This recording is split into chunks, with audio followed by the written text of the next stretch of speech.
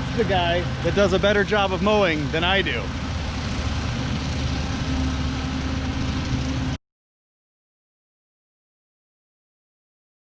Hey again, this is Tyler.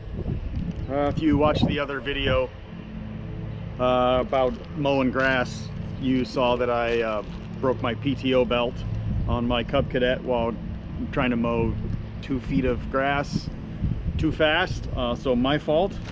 Yeah, so basically the grass got caught or jammed up the blades. I didn't stop, the blades stopped, the engine and the PTO didn't. Caused burning on the belt, which you can see here. So the belt was sitting while the not the bearing, the I forget what it's called, the pulley is spinning, caused it to overheat and break. So it's even made of Kevlar. So I had to go buy a new one. Let's open this up and check it out. So yep, similar style. It was not a Cub Cadet version. I bought one on Amazon. I'll link down over there, show you a picture of it. Wasn't too expensive. Supposedly oil, heat resistant, anti-static, etc., etc. So let's get it installed. This is a GTX 2100. I bought it probably 5-6 years ago. I am not well maintaining it. I used to send it out every year for maintenance, but I don't do that anymore. Probably my fault, or probably a bad idea. I do need to clean this off after mowing. But this type of Cub Cadet, if you look down here, it does not have the PTO shaft sticking out like this, which is some of the other Cub Cadets have and some of the other lawn tractors. Instead, what it has is on the front. So if we go around here,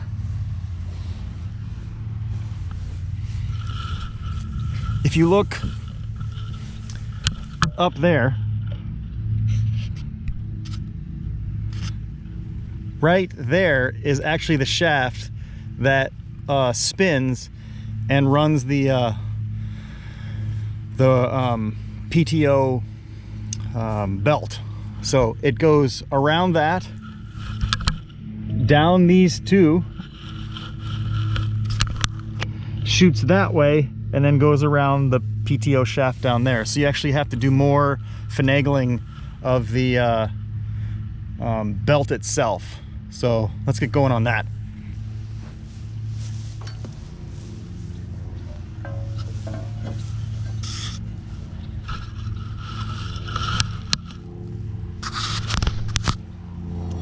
Also, I don't know if you can see this, but the exhaust right here is really, really close to the pulley and doesn't want to fit in. So you have to finagle it around to get it inside there. I don't know why they built it that way, but it's really hard to get that in there.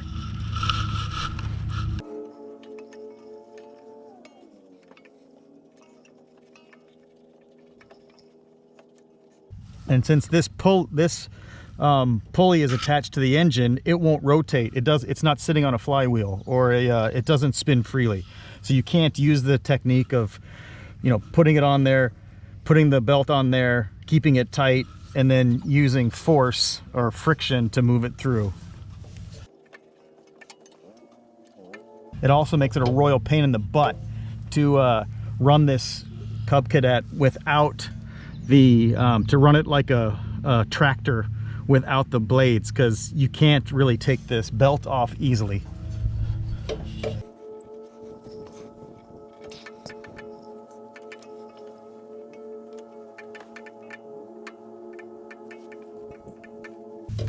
Now, it would have been easier had I taken this off,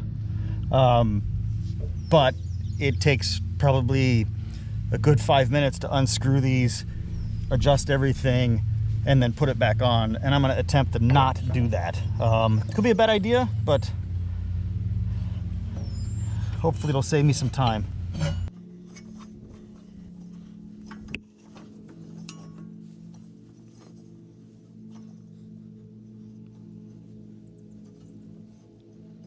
You have to be really careful that these belts don't twist as they go through this. You want everything to be in line or it'll cause friction and break again.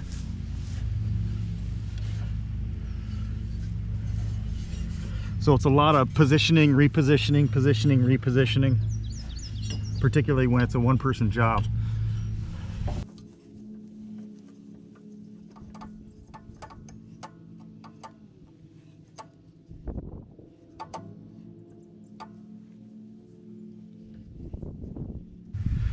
Okay, so the front's done, but now we have to finagle with the back and then check the front again, then check the back again, and highly annoying.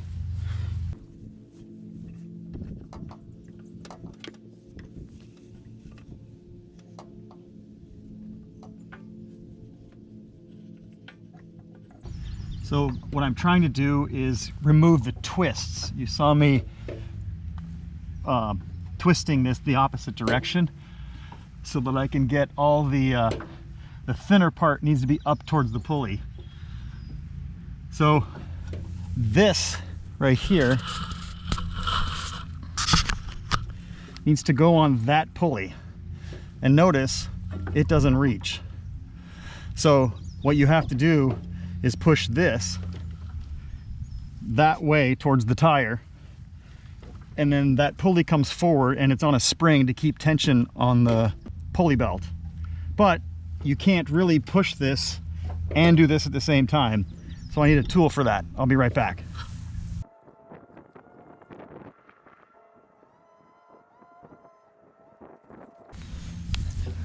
So if you've got one, you can use a ratchet. I think this is a 1/2 inch ratchet. I think that's the right term. Or you can use what I have, which is a breaker bar. This goes in here. There's a square cutout area. And now, using leverage, using the concept of leverage, it's easy to move that pulley forward with one hand. You would not have been able to do it down here. Well, you could, but your arm would get really sore and tired after about 2 seconds.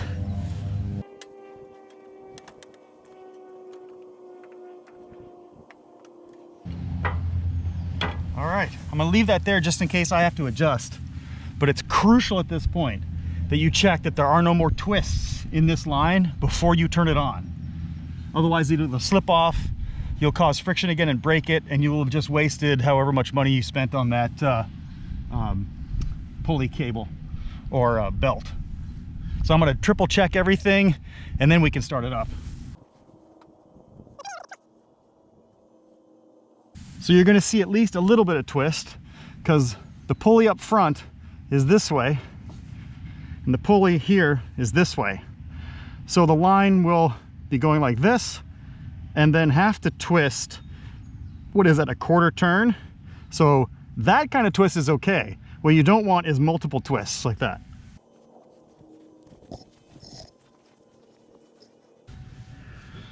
Okay, the bottom is twisted properly. Now the top, or this piece here,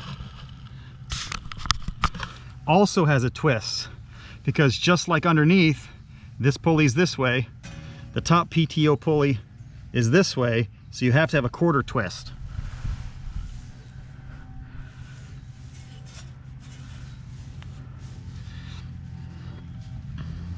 That looks correct, so let's give her a start and hope she doesn't break.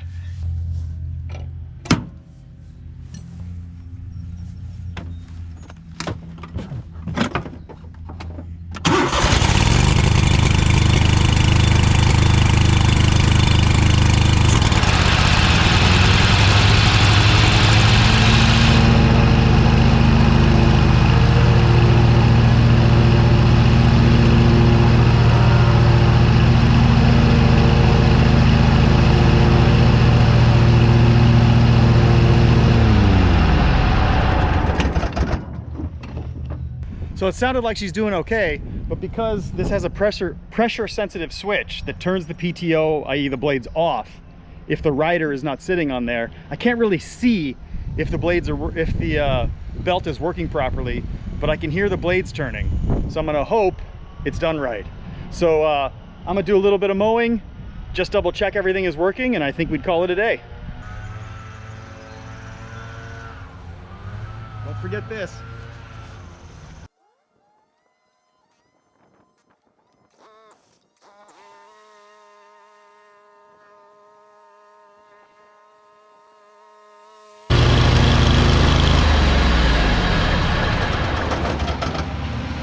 Looks like it's working. And that's the guy that does a better job of mowing than I do.